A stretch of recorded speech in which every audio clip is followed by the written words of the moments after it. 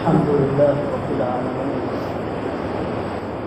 الصلاة والسلام على سيد الأنبياء والمرسلين محمد وعلى آله وصحبه أجمعين، أما بعد. قال الله عز وجل في القرآن المجيد والفرقان الحميد: أعوذ بالله من الشيطان الرجيم، بسم الله الرحمن الرحيم.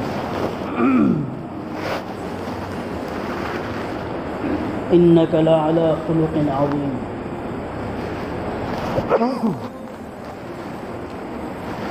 محترم بزرگوں، دینی اور ایمانی بھائیوں،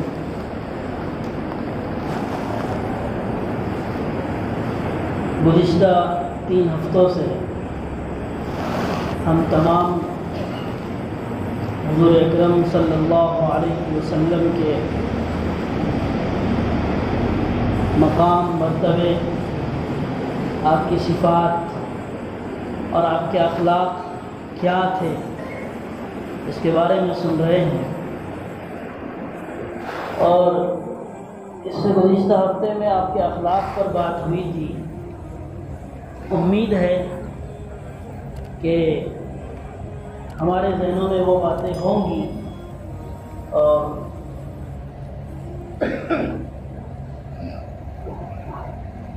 عمل کی توفیق بھی اللہ کی طرف سے ہوئی ہوگی انشاءاللہ.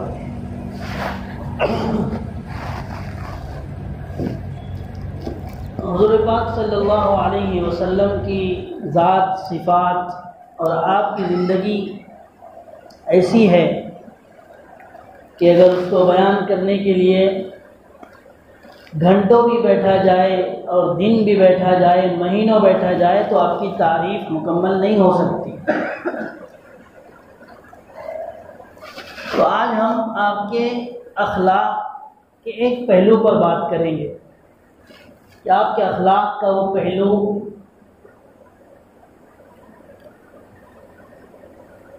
کہ جو سارے دنیا کے معاملات کو اپنے اندر لیے ہوئے ہیں.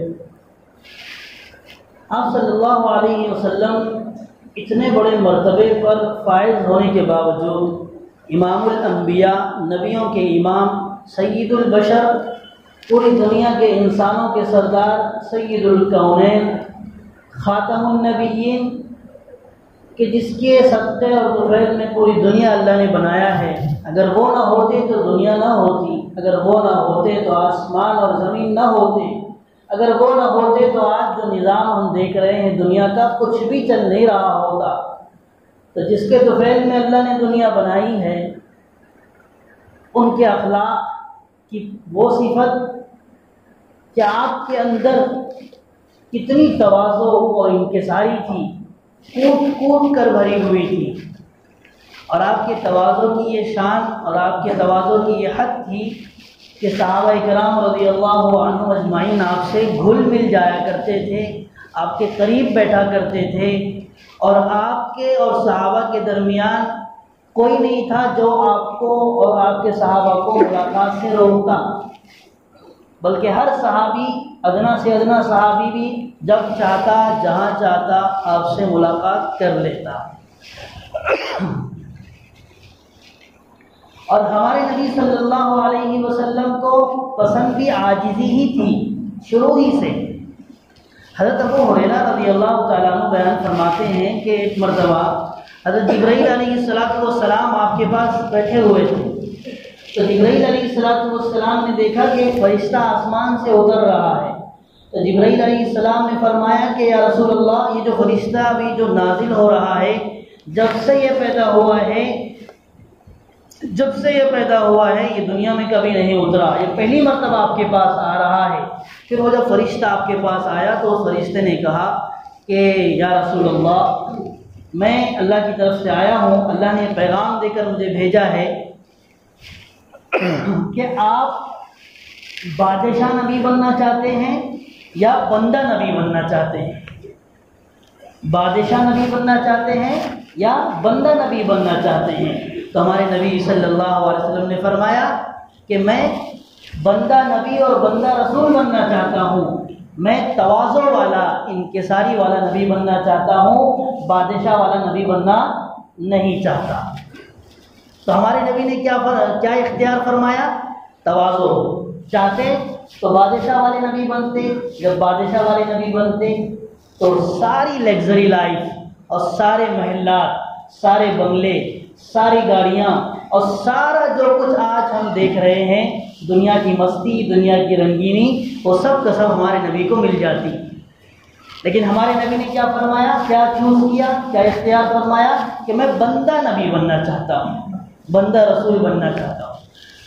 اور حضور پاک صلی اللہ علیہ وسلم قربان جائیے ہمارے نبی پر کہ ہمارے نبی دعا بھی فرمایا کرتے تھے، اللہم احیینی مسکینا وامیتنی مسکینا واحشرنی فی زمرۃ المساکین یوم القیامہ. کہ اللہ مجھے اس حال میں زندہ رکھ کہ میں مسکین ہو کر، غریب ہو کر زندگی گزاروں، اور مسکینی کی حالت میں اس دنیا سے مروں، اور قیامت میں جب تو میرا حشر فرما تو غریبوں کی صفوں میں مجھے کھڑا فرمانا.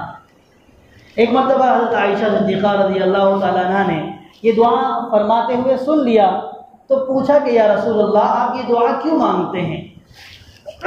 آپ نے فرمایا کہ عائشہ انہم یدخلون الجنۃ قبل اغنیائہم ب40 خریفا. کیا آپ نے فرمایا کہ انبیاء یہ مسکین اور یہ کمزور لوگ اپنے مالداروں سے 40 سال پہلے جنت میں داخل ہوں گے. 40 سال کون سے؟ آج کے 40 سال نہیں، قیامت کا ایک دن 1000 برس کے برابر ہوگا. 1000 برس کے برابر، 1000 سال کے برابر. اب کاؤنٹ کرتے چلے جائیے، آپ کا کمپیوٹر، آپ کی ٹیکنالوجی بھی فیل ہو جائے گی کہ کتنے سال ہوں گے وہ. تو آپ نے وجہ بتائی. پھر حضرت عائشہ صدیقہ رضی اللہ تعالی عنہ سے کو نصیحت فرمائے کہ عائشہ مسکین کو خالی ہاتھ نہ لوٹایا کرو، اگرچہ آدھی کھجور ہی دے دو لیکن مسکین کو خالی ہاتھ نہ لوٹاؤ. مسکین سے محبت رکھو، مسکین کو قریب کرو، غریبوں کو قریب کرو. اللہ پاک کل قیامت میں تمہیں اپنا قرب نصیب فرمائے گا. تو یہ تھے ہمارے نبی صلی اللہ علیہ وسلم کے اخلاق، یہ تھی ہمارے نبی کی عاجزی، تواضع، انکساری. اتنا بڑا نبی ہے اور عاجزی دیکھیں کیا ہے. آپ کی عاجزی کی مثال اس طریقے سے بھی سمجھ سکتے ہیں کہ حضرت سعد بن حنیف رضی اللہ تعالیٰ عنہ فرماتے ہیں، بخاری شریف کی روایت ہے کہ اللہ کے نبی صلی اللہ علیہ وسلم غریبوں کے یہاں جایا کرتے تھے. یاتی ضعفاء المساکین ویزورہم ویعود مرضاہم ویشہد جنائزہم. فرمایا کہ ہمارے نبی غریبوں کے یہاں، جو غریب مسکین جو ہوتے تھے اس زمانے میں، ان کے یہاں جاتے اور ان سے ملاقات کرتے، ان کے غریبوں کی جو بیمار ہو جاتے ان کی عیادت کرتے، اور ان میں جو مر جاتے ان کے جنازوں میں شرکت فرماتے. لیکن آج ہمارا حال کیا ہے؟ جیسے ہی ہمارے پاس دولت آ گئی، مال آ گیا، ہم نے غریبوں سے پتہ کٹ کر دیا. ہمارا پتہ الگ، ان کا طبقہ الگ، ہمارا طبقہ الگ. اب ہمیں غریب کون ہے نہیں جانتے، ہم غریب کو نہیں جانتے. اور ایک اور حدیث سننے کے بعد میں آپ کو بتاتا ہوں کہ ہمارے نبی صلی اللہ علیہ وسلم فرمایا، انس رضی اللہ تعالیٰ عنہ بیان فرماتے ہیں کہ ہمارے نبی صلی اللہ علیہ وسلم انصار صحابہ سے ملاقات کے لیے تشریف لے جاتے تو ان کے بچوں کو سلام کہتے اور ان کے بچوں کے سروں پر ہاتھ پھیرتے. ہماری ذمہ داری ہے، ہم میں کا جو شخص مالدار ہے، جس کو اللہ نے تھوڑی بہت دنیا دی ہے، اس کی ذمہ داری ہے کہ وہ اپنے خود بھی اور اپنے بچوں سمیت، اپنے گھر والوں سمیت جو غریب بستیاں ہیں، ہمارے جو غریب خاندان میں جو پہلے رشتہ دار ہیں ان کو پرائرٹی دے. پہلے غریب خاندان میں جو لوگ ہیں ان کے پاس جائے، ان کے حال کو پوچھے، بھئی کیا بات ہے، راشن پانی ہے کہ نہیں، کھانا کیسے چل رہا ہے، آپ کی زندگی کیسے گزر رہی ہے. ان کے بچوں کو دیکھے، ان کے بچوں کے اسکول کے لیے کپڑے ہیں کہ نہیں، یونیفارم ہے کہ نہیں، اور ان کے بچوں کی ضروریات اچھے سے ہو رہی ہے نہیں ہو رہی ہے. پھر جب ہمارے رشتہ داروں میں سے بات ختم ہو جائے، رشتہ دار میں کوئی غریب نہیں ہے، پھر ہمارے آس پڑوس میں جو بستیاں ہیں، جھوپڑ پٹی کے نام سے جو بستیاں ہیں، اب وہاں جا کر ان بیچاروں کی اور ان غریبوں کا حال دریافت کرے. یہ نبی کی سنت ہے، یہ ہمارے نبی کی سنت ہے کہ ہمارے نبی غریبوں کے پاس جایا کرتے تھے. لیکن آج ہم نے بالکل جو ہے معاشرے کو بدل کے رکھ دیا ہے. غریب غریب ہوتا چلا جا رہا ہے اور امیر امیر ہوتا چلا جا رہا ہے. یہ مسلمانوں کی عادت نہیں ہے. یہ دنیا والوں کی عادت ہوگی تو ہوگی، لیکن مسلمانوں کی اور سب سے بڑے ہمارے نبی صلی اللہ علیہ وسلم کی سنت نہیں ہے یہ۔ اگر ہمارے معاشرے میں سکون، اطمینان، راحت اگر ہم بھی اپنی زندگی میں چاہتے ہیں تو ہم اپنے نبی کی صفت کو، اس صفت کو اپنے اندر پیدا کرنا ہوگا، تواضع اپنے اندر لانی ہوگی۔ چاہے تم کتنے بڑے امیر بن جاؤ، نبی سے بڑا امیر کوئی نہیں ہو سکتا، نبی سے بڑھ کر جو ہے کوئی مالدار نہیں ہو سکتا۔ تو یہ ہمارے نبی کی صفت ہے تواضع۔ اتنے بڑے نبی ہیں پھر بھی تواضع اس قدر ہے کہ غریبوں کی بستیوں میں جا کر ان کے بچوں کے سروں پر ہاتھ پھیر رہے ہیں اور ان کی ضروریات کا تکفل فرما رہے ہیں۔ اور سنیں، ایک مدینہ کی بالکل ایسی عورت جو دماغی توازن اس کا بالکل ٹھیک نہیں تھا، وہ آتی ہے حضور پاک صلی اللہ علیہ وسلم کے پاس اور کہتی ہے، اے رسول، اے اللہ کے رسول، مجھے آپ سے کچھ کام ہے، کچھ بات کرنی ہے۔ جیسی وہ کہتی ہے، ہمارے نبی صلی اللہ علیہ وسلم رک جاتے ہیں اور کہتے ہیں، ابو داؤد شریف کی روایت ہے، کہتے ہیں کہ اے ام فلاں، اے فلاں کی ماں، اے ام فلاں، اے فلاں کی ماں، تم گلی کے جس کونے میں بیٹھنا چاہو بیٹھ جاؤ، تاکہ میں تمہارے ساتھ بیٹھ کر تمہاری ضرورت کو سن سکوں۔ تو وہ ایک گلی کے کونے پہ بیٹھ جاتی ہے اور ہمارے نبی بھی اس کے ساتھ تشریف فرما ہوتے ہیں، اور وہ بغیر کسی دربان، بغیر کسی سیکیورٹی کے، بغیر کسی کے خوف، بغیر کسی جھجک کے اپنی ضروریات کو ہمارے نبی کے سامنے پیش فرماتی ہے۔ غور کیجئے کہ اتنا بڑا نبی اور ایسی عورت جس کا معاشرے میں کوئی حیثیت نہیں، آج معاشرے میں اس کی کوئی ویلیو نہیں ہے۔ اگر ہمارے یہاں کوئی ایسی عورت آ جائے جو بیچاری بال اس کے بکھرے ہوئے ہو، اس کا برقع خراب ہو یا کپڑے خراب ہو اور اس کے جو ہے دانت صحیح نہیں ہو، اس کی حالت صحیح نہیں ہو، تو ہم تو دور سے جھڑک دیتے ہیں، اے چل نکل جاتے ہیں، ادھر جا، دوسری طرف جا۔ جبکہ ہمارے نبی کیا کر رہے ہیں؟ اس کو ایک جگہ بٹھا رہے ہیں، بٹھانے کے بعد اس سے کہہ رہے تم ایک جگہ بیٹھو، میں تمہارے پاس آؤں گا، تمہاری ضرورت سنوں گا۔ اور ہمارے نبی نے اس کی ضرورت سنی۔ تو یہ ہے ہمارے نبی کے اخلاق کہ معاشرے کی گری پڑی عورت سے بھی یہ بات کر رہے ہیں، اس کی ضرورت بھی پوری کر رہے ہیں۔ لیکن اگر ہماری حالت تو یہ ہے کہ ہمیں ذرا سا کوئی عہدہ مل جائے، ذرا سا کوئی ہمیں دنیا کا کوئی منصب اور پوسٹ مل جائے تو ہمارے درمیان اور ہمارے ضرورت مندوں کے درمیان ایک سیکیورٹی آ جاتا ہے، ایک واچ مین آ جاتا ہے، ایک آدمی لگا دیا جاتا ہے۔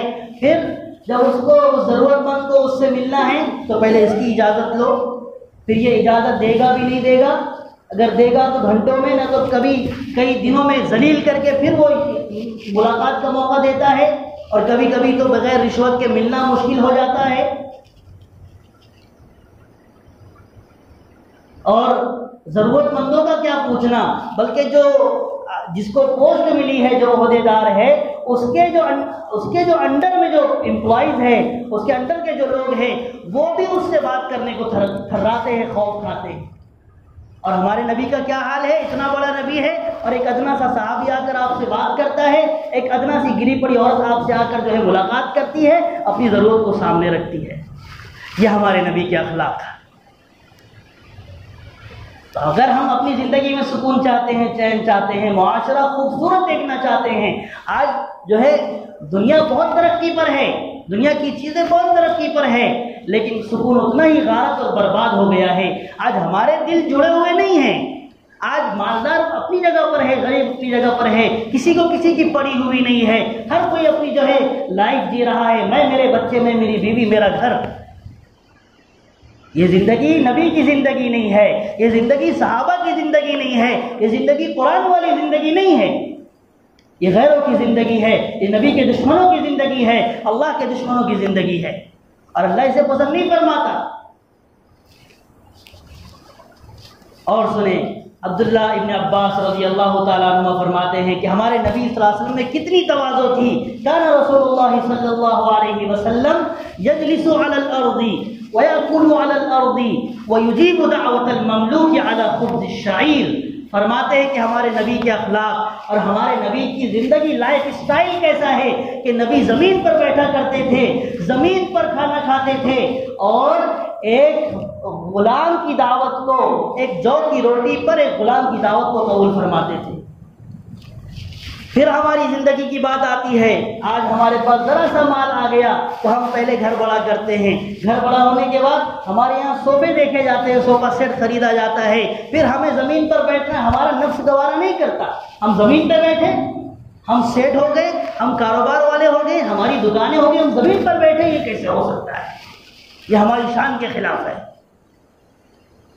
یجلس علی الارض، نبی زمین پر بیٹھا کرتے تھے، یاکل علی الارض، زمین پر کھانا کھاتے تھے۔ پھر گھر بڑا ہوگا، صوفے آئیں گے، اس کے بعد ڈائننگ ٹیبل آئیں گا، پھر ہمارا کھانا ہمارے حلق سے نہیں اترے گا جب تک کہ ہم کرسی پر بیٹھ کر کھانا نہ کھا لیں۔ شریعت اجازت دیتی ہے، لیکن سنت سے قریب جو عمل ہے وہ زمین سے قریب ہے، سنت سے قریب جو عمل ہے وہ نبی کا عمل ہے۔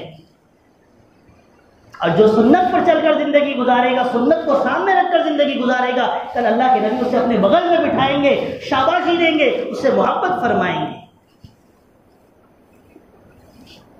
ہمارے نبی کی لائف اسٹائل ایسی ہے، جو نبی کی لائف اسٹائل کے مطابق زندگی گزارے گا وہی اللہ کے نبی کا محبوب ہو سکتا ہے۔ لیکن ہمارا مزاج تو یہ ہے کہ ہم نے غیروں کو اپنا طریقہ، اپنا اسوہ بنا لیا ہے، ہم تو غیروں کو فالو کرتے ہیں، دشمنان دین کو ہم فالو کرنے لگے ہیں کہ ہمارے گھروں میں سارا نظام دیکھا جائے تو کہیں پر سنت نظر نہیں آئے گی، کہیں پر شریعت نظر نہیں آئے گی، اور کہیں پر اللہ کے حکم کو پورا کرتا ہوا کوئی گھر ایسا نہیں نظر آئے گا جہاں پر جو ہے اللہ کا حکم پورا ہو رہا ہو اور نبی کی سنت جو ہے جھلک رہی ہو۔ اور آگے فرمایا وَيُجِيبُ دَعْوَةَ الْمَمْلُوكِ عَلَى خُبْزِ الشَّعِيرِ، کہ جو کی روٹی پر ایک غلام کی دعوت کو قبول فرماتے تھے۔ اس میں بھی ایک پوائنٹ ہے، وہ پوائنٹ یہ ہے کہ دو چیزیں ہیں، ایک تو دعوت دینے والا غلام ہے، غلام آج کے زمانے میں نہیں ہے غلام اور باندی کا رواج، لیکن اس زمانے میں ہوا کرتا تھا، تو غلام کی حیثیت آزاد کے مقابلے میں کم ہوتی ہے اور باندی کی حیثیت آزاد عورت کے مقابلے میں کم ہوتی ہے۔ تو دعوت دینے والا کون ہے؟ غلام ہے۔ اور دوسرے، دعوت کس چیز کی دے رہا ہے؟ کوئی ہائی فائی ڈش کھانوں کی نہیں دے رہا، اور پلاؤ اور جو ہے بڑے بڑے مرغ مسلم کی دعوت نہیں، ایک جو کی روٹی پر اللہ کے نبی کو دعوت دے رہا ہے اور ہمارے نبی اس کو قبول فرما رہے ہیں۔ آج اگر ہمیں کوئی غریب دعوت دیتا تو ہم بولتے ٹھیک ہے آئیں گے انشاءاللہ، ٹھیک ہے تنخواہ دیتے ہیں اس کو، کیونکہ غریب نے دعوت دیا نا۔ ہم غریب کے پاس جائیں گے، لوگ بولیں گے ارے کہاں گئے تھے، ان کا گھر کیسا، وہ ان کی لائف اسٹائل کیسی ہے، ایک تو یہ چیز پیدا ہوگی۔ اور دوسرے، اگر ہمارے رشتہ دار جو ہے کھانے پر بلا لے، کھانا ہمارے من کے موافق بنا ہوا ہے، بریانی ہے، پلاؤ ہے، نان روٹی اور جتنے بھی سارے پکوان ہیں آج کے سارے موجود ہیں، لیکن اس میں ذرا 19-20 ہو گیا تو ہم گھر پر آ کر اس کے سارے کھانوں کو جو ہے ایک ہی بول میں ختم کر دیتے۔ کیا کھلایا اس کو؟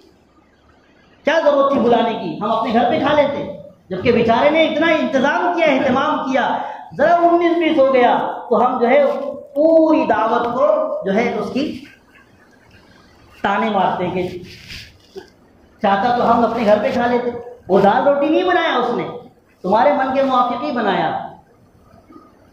میرے دوستو، میرے بزرگوں، یہ سنت نہیں ہے، یہ مزاج نبوی نہیں ہے۔ مزاج نبوت پہ ہم کو آنا ہوگا، ہم کو سنت کے قریب ہونا ہوگا، اور ہمیں جو ہے شریعت کے مطابق زندگی گزارنی ہوگی۔ اگر اللہ کی مدد اور نبی کی محبت ہم چاہتے ہیں تو ہمیں جو ہے شریعت پر آنا ہوگا، سنت پر آنا ہوگا۔ آج ہم سنتوں سے دور ہیں، اس لیے ہمارے معاشرے میں رونق نہیں ہے۔ اوپر تو بہت رنگینیاں ہیں، بہت کمکمیں ہیں، روشنیاں ہیں، لائٹیں ہیں، بڑے بڑے بنگلے اور گھر ہیں، لیکن اندر اتنے ہی دل ٹوٹے ہوئے ہیں، اتنے ہی دل میں کدورتیں ہیں، نفرتیں ہیں، اور خوشی نام کی چیز نہیں ہے۔ تو یہ ہمارے نبی کے اخلاق ہے۔ میں نے صرف ایک صفت پر بیان کیا، عاجزی، انکساری، کہ ہمارے نبی صلی اللہ علیہ وسلم، اور آخری چیز ہمارے نبی کی عاجزی کیسی تھی کہ ہمارے نبی صلی اللہ علیہ وسلم مکے میں داخل ہو رہے ہیں۔ دخل رسول اللہ صلی اللہ علیہ وسلم یوم الفتح وذقنه على رحلہ متخشعا۔ کیا فرما رہے ہیں کہ ہمارے نبی صلی اللہ علیہ وسلم مکہ مکرمہ میں داخل ہو رہے ہیں. یہ آخری مثال ہے آپ کی عاجزی کی، اس سے بڑھ کر کوئی مثال نہیں ہو سکتی ہے کہ جس مکہ مکرمہ میں آپ کی پیدائش ہوئی، آپ وہاں پلے بڑھے، اور اس کے بعد آپ پر مصیبتوں کو لاد کر تکلیفیں پہنچا کر آپ کے گھر والوں نے، آپ کے رشتہ داروں نے آپ کو مارا پیٹا اور آپ پر ایسا ظلم کیا ہے کہ آج تک دنیا نے ویسا ظلم نہیں دیکھا.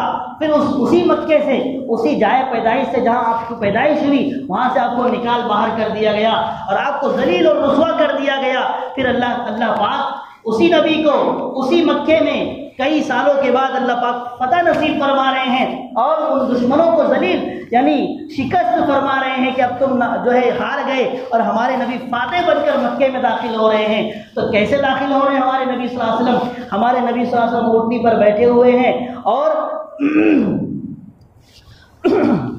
ہمارے نبی صلی اللہ علیہ وسلم اونٹنی پر بیٹھے ہوئے ہیں. مکہ فتح ہو گیا ہے، سارے دشمن لرز رہے ہیں، کانپ رہے ہیں کہ اب ان کے ذہنوں میں تو یہ ہے کہ محمد تو ہمارا کام تمام کر دیں گے. جب ہمارے نبی آسمان نے وہ منظر دیکھا، اور کبھی ایسا منظر نہیں دیکھا ہوگا دنیا نے اور نہ دیکھ سکے گی، کہ جو ہے ہمارے نبی بیٹھے ہوئے ہیں اور جو کجاوا آتا ہے جو اونٹنی کا، کہ جو کوہان ہوتی ہے، جو کجاوا ہوتا ہے، ایسے نکیل پکڑی ہوئی ہے اور پیشانی سے جھکے ہوئی، اور اس طریقے سے عاجزانہ اور مسکین طبیعت کے ساتھ مکے میں داخل ہو رہے ہیں.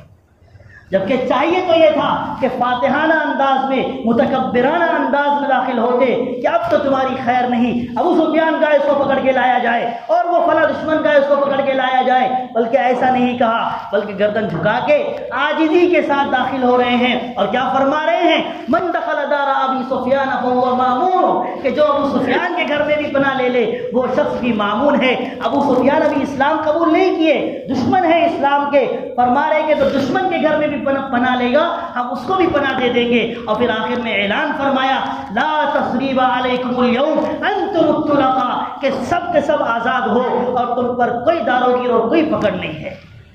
یہ ہمارے نبی کے اخلاق، یہ ایسی عاجزی، ایسی مسکنت، یہ ہمیں بھی پیدا کرنا ہے. اور جب ہم پیدا کریں گے ہم اللہ کے نبی قریب ہوں گے، اللہ کا قرب ہمیں نصیب ہوگا، اللہ کے نبی کی محبت ہمیں نصیب ہوگی، اور اللہ پاک ہمیں کل جو ہے اپنے نبی کے ساتھ جو ہے کھڑے فرمائیں گے. آخری حدیث فرمایا کہ اثقل شیء فی المیزان الحسن الخلق، کہ عقیدے اور عمل کے بعد سب سے زیادہ بھاری چیز ترازو کے اندر اچھے اخلاق ہوں گے. کل قیامت میں اچھے عقیدے کے بعد، عمل کے بعد، نمازوں کے بعد، عبادتوں کے بعد سب سے بھاری زیادہ جو چیز ہوگی وہ اللہ کے یہاں ترازو میں اچھے اخلاق ہوں گی. اس لیے ہمارے اللہ تعالیٰ سے دعا ہے کہ اللہ پاک ہمیں جو ہے ہمارے عقائد اور اعمال کی اصلاح کے ساتھ ساتھ اللہ ہمیں اپنے نبی والے اخلاق بھی پیدا کرنے والا بنائے. وآخر دعوانا ان الحمد للہ رب العالمین.